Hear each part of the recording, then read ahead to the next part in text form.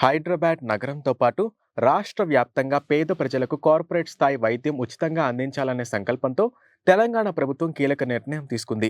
రాజీవ్ ఆరోగ్యశ్రీ పథకాన్ని మరింత బలోపేతం చేసేందుకు ఈ ఏడాది బడ్జెట్లో భారీగా నిధులు కేటాయించింది. గతంలో 5 లక్షల రూపాయలుగా ఉన్న ఆరోగ్యశ్రీ పరిమితిని కాంగ్రెస్ ప్రభుత్వం 10 లక్షల రూపాయలకు పెంచింది. అంతేకాదు, పేద ప్రజలకు మరింత మేలు చేకూరేలా మరో 163 రకాల కొత్త చికిత్సలను కూడా ఆరోగ్యశ్రీ పరిధిలోకి తీసుకొచ్చింది. అయితే ఈ పథకం కోసం గతంలో నెలకు 50 కోట్ల రూపాయలు కేటాయించినప్పటికీ అది సరిపోవడం లేదని ప్రభుత్వం గుర్తించింది.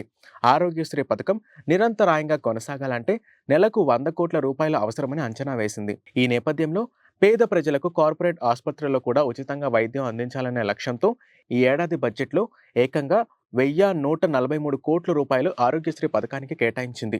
ఈ భారీ కేటాయింపుతో పేద ప్రజలకు మెరుగైన వైద్యం అందుతుందని, ఆరోగ్యశ్రీ పథకం మరింత సమర్థవంతంగా అవుతుందని ప్రభుత్వం ఆశాభావం వ్యక్తం చేస్తుంది.